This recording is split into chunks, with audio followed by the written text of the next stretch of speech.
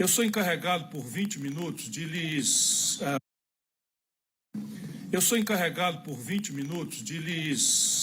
fazer uma reflexão sobre a conjuntura econômica do Brasil. Claro que eu não posso cometer a gafe de não ser otimista num evento promovido pelo Grupo Otimista. Porém, me permitam que eu seja realista.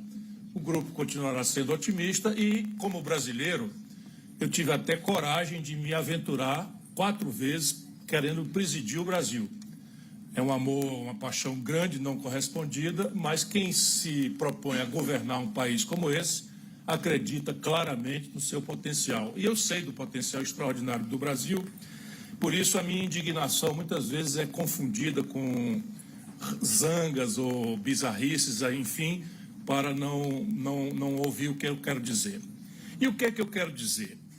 Entre 1995, data do Plano Real que eu ajudei a fazer, e hoje, a China, na data já com quase 1 bilhão de habitantes, 890 milhões de habitantes, tinha um PIB menor do que o Brasil.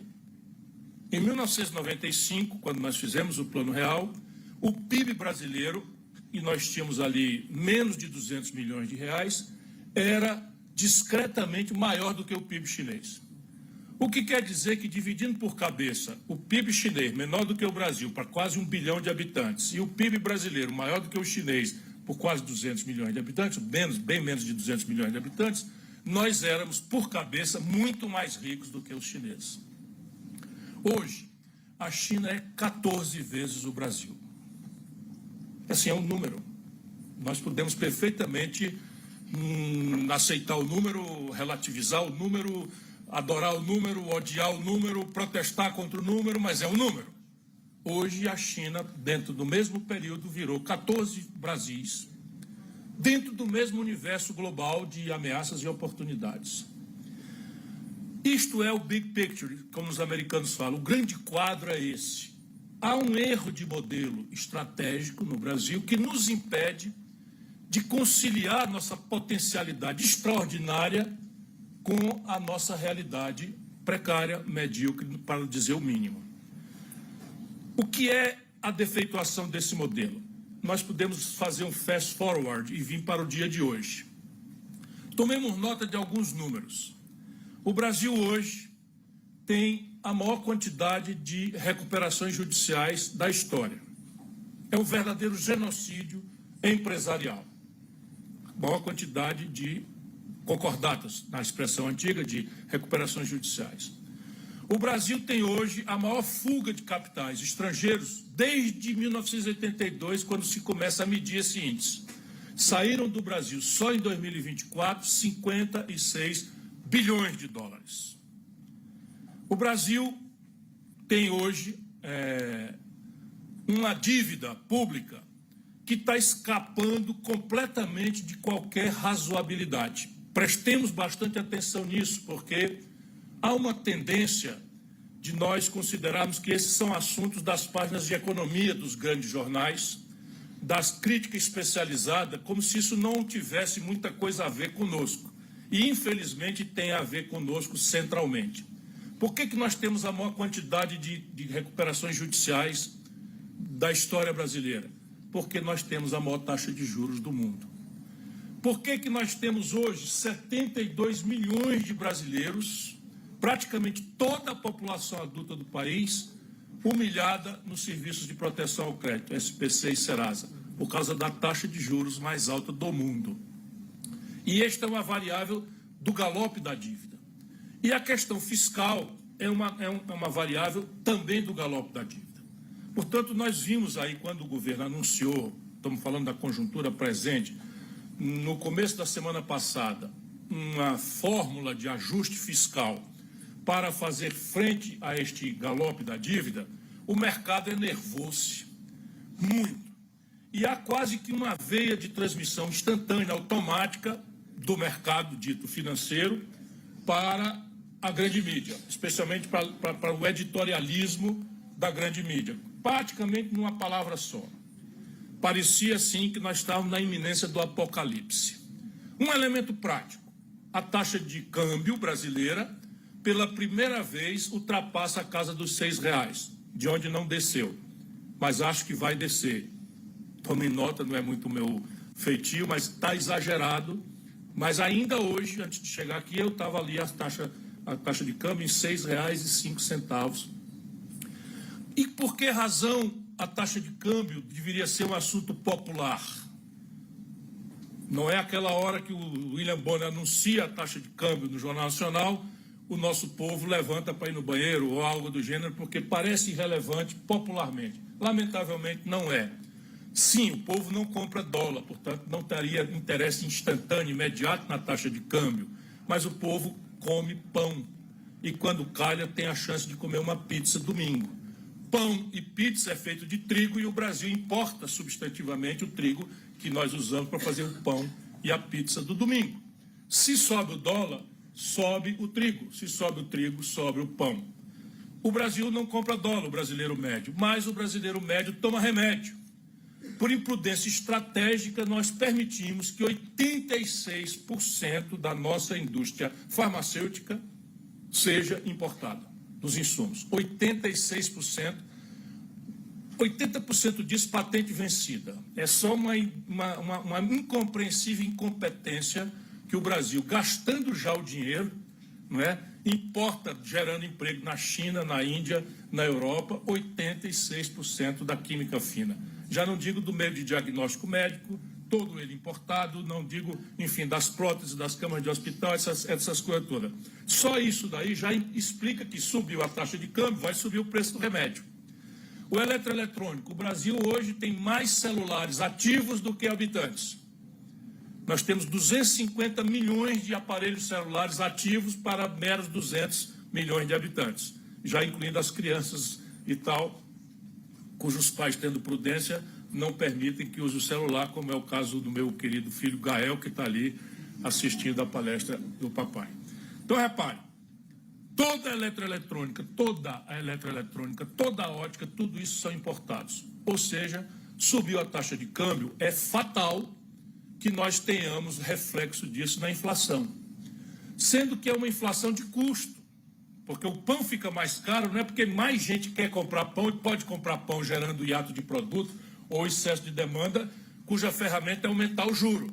Mas é assim que o modelo manda fazer, aumentar o juro. Resultado prático, nós hoje temos que a conta de juros, este ano, se aproxima de R$1 trilhão com T de tapioca. R$1 trilhão com T de tapioca será só a conta de juros. Não tendo o Brasil como pagar esses juros, isso tudo se incorpora na dívida. Resultado, a dívida brasileira está se aproximando perigosamente de R$10 trilhões. Já está em 9 e fração. Trilhões. Quando uma dívida cresce demais e o credor parece que tem algum risco incremental de insolvência, isso é trivial. Todo brasileiro das periferias que se submete à cultura dos agiotas sabe disso. O que acontece com o perfil de uma dívida quando a dívida cresce demais e parece que o credor não dará conta de pagar os fluxos dessa dívida? Ela encurta os prazos e encarece o custo. E é exatamente isso que está acontecendo com a dívida brasileira nesse momento. Por quê? Tanto a literatura internacional quanto as melhores práticas do mundo referem a sanidade de um país com a dívida como proporção do PIB. Ora, o PIB é o conjunto de riquezas que uma nação produz. Ninguém paga dívida com PIB. Você paga dívida com fluxo do Tesouro Nacional, com dinheiro que entra de tributos. Por que a humanidade e a literatura tratam PIB, ou dívida versus PIB? Porque, por definição, isso nós precisamos incorporar de novo na nossa rotina, por definição, no mundo, menos aqui, a dívida pública tem uma característica absolutamente única, longo prazo. É nela que se hospeda a poupança da sociedade de longo prazo. Portanto, você compara a dívida com o PIB para ver se o país tem sanidade fiscal ou não. Por quê? Porque se o PIB vai bem, Lá daqui 10 anos, 15 anos, 8 anos, 20 anos, 30 anos, 40 anos, quando uma fração da dívida for vencendo, a economia, indo bem, vai gerar os excedentes necessários para honrar aquilo. Por isso se compara com o PIB. No Brasil já não vale mais isso. Quase metade dos 9,3 trilhões de reais da dívida brasileira estão vencendo por dia. Isto vocês não vão ler nos jornais, a não ser no Otimista, né, que vai publicar aqui a minha declaração. Então, 9,3 trilhões de reais vence a metade praticamente. São 4 trilhões de reais que vencem hoje. Não existe fluxo fiscal possível, fisicamente possível ou imaginável que faça honrar esse fluxo. Então, o resultado é uma espécie de hot money que gira diariamente no mercado overnight com a mão quente. E aí, ciclicamente, o risco incremental para os mais nervosos vira pulo para o câmbio. Então, nós temos um problema estratégico, qual seja um desequilíbrio histórico nas nossas contas em dólar no estrangeiro. O que é o déficit de transações correntes?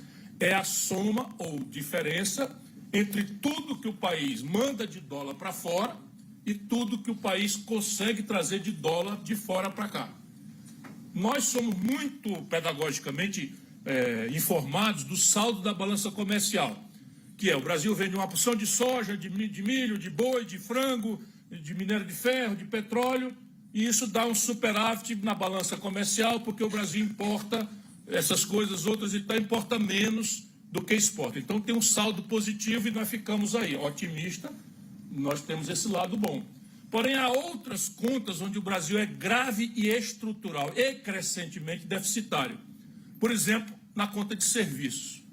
O Brasil, por exemplo, manda para o estrangeiro algo ao redor de 10 bilhões de dólares só de aluguel de inteligência tecnológica dos outros. Chama-se royalties. O Brasil manda mais de 13 bilhões de dólares para fora só de afretamento. Contrato de frete, porque todo o minério de ferro, todo o petróleo que nós exportamos, é tudo carregado por armadores estrangeiros e os fretes são cobrados em dólar. Enfim, a referência é em Singapura e os contratos são todos ajuizados no estrangeiro e tal. E lá se vai. Seguro. O Brasil destruiu sua estrutura de resseguro nacional. Hoje, toda a estrutura de seguros brasileira é ressegurada por companhias estrangeiras. Lucros e dividendos. Então, as empresas multinacionais aqui sediadas, aproveitando que o Brasil não tem legislação minimamente severa nessa questão, tem uma conta monstruosa de remessa de lucros e dividendos lá para fora. O fato é que, somando tudo que entra e tudo que sai, a balança comercial entra com dado positivo, o resto é tudo negativo. E no saldo, o negativo supera o positivo em 2% do PIB hoje. 2% do PIB de 10 trilhões são 2 trilhões de reais. Dividido por R$6, nós temos aí uma conta explosiva. Isto é a causa porque a nossa moeda é pressionada estruturalmente para se desvalorizar. E o modelo recomenda o tal câmbio flutuante, embora você tenha uma distorção tremenda que só o Brasil a toleraria, que é um negócio chamado swap cambial. Swap cambial é sempre uma palavra assim meio exótica para a gente não entender o que é. Na verdade, é uma espécie de seguro que garante ao especulador brasileiro no câmbio que ele não tem prejuízo. Se ele acertar, o lucro é dele. Se ele errar, o prejuízo é pago pelo Estado. E essa operação envolve bilhões de reais, dezenas, centenas de bilhões de reais, dólar, convertido em dólar. E isso é uma operação conduzida por uma única pessoa no Banco Central. Uma única pessoa que não dá satisfação por que fez, por que não fez, por que cobrou taxa tal, por que descontou taxa tal e tal. Então, isso aqui é o lado estratégico complicado da vida brasileira. Entretanto, reparem bem, como esse país não é para amadores. O Brasil, nesse momento, tem a menor taxa de desemprego da história, de desemprego aberto da história. O Brasil reduziu a pobreza, que é quem ganha abaixo de R$22 por dia na família. R$22 é o corte da pobreza. Então, quem ganha menos de 22, no Brasil eram 60 milhões de pessoas, hoje são 52 milhões de pessoas. Caíram 8 milhões de pessoas, saíram da linha da pobreza. E a economia está se aproximando de crescer 3,5%, que vem a ser a maior taxa de crescimento dos últimos 10 anos. Então, repare, tem uma aparente incongruência aqui, não é?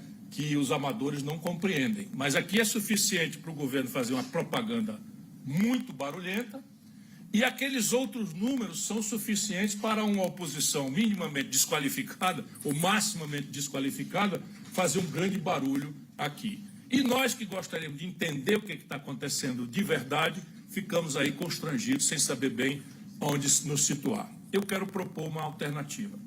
É que o Brasil é um país profundamente fraturado. O que é que explica esse crescimento econômico? É o que eu chamo de nacional-consumismo, para fazer uma paródia daquilo que conduziu a estratégia de desenvolvimento brasileira ao longo dos anos 30, 40, 50, 60, 70, até morrer nos anos 80, que era o nacional-desenvolvimentismo. Então, ali, o elemento crítico, o elemento chave, indutor do desenvolvimento do Brasil, que chegou a crescer 15% ao ano, era o investimento. O investimento em petróleo, Brás, o investimento em aço, siderurgia, CSN, Usiminas, etc., o investimento em mineração, petróleo, Brás, eu já falei, mineração, Vale do Rio Doce. Então, a infraestrutura do país também, 50 mil quilômetros de estrada asfaltada, o sistema Eletrobras, enfim, isso era o nacional desenvolvimentismo. Eu copio criticamente porque agora o que está em voga no Brasil me parece ser o nacional consumismo. O Lula tem uma intuição muito poderosa, mas dramaticamente curto-prazista, de que há uma fração do crescimento de uma nação que se impulsiona menos pelo investimento e mais pelo consumo das famílias. É simples de entender. Se uma família ganhava 200 e passa a ganhar 500, ela, pobre, transforma esse plus adicional a mais, como diz o meu conterrâneo lá de Sobral, né, o plus adicional a mais, tudo instantaneamente em consumo. Portanto, o pequeno comércio de coisas populares tende a ir bem, porque vai refletir sobre isso. E a demanda acaba gerando, por esse caminho do consumo, um crescimento. Ele não é, entretanto, a melhor forma de crescer, penso eu. Se não, vejamos, por onde é que esse crescimento aconteceu? Eu estou terminando esse estudo agora, e estou sofrendo para escrever um paper e a minha newsletter, mas é original, não é tão original, mas assim, escrita assim, vista nessa contradição, eu não li escrito em canto nenhum. Basicamente é o seguinte, eu fui fazer o levantamento. O Bolsa Família, turbinado pelo leilão Bolsonaro-Lula, era Auxílio Brasil, mudou para 300, para 400, para 500, para 600, injeta na economia este ano, na mão dos pobres, diretamente, 400 bilhões de reais. Mais o BPC, o Bolsa Família, mais o BPC, mais o abono salarial, injeta 400 bilhões de reais.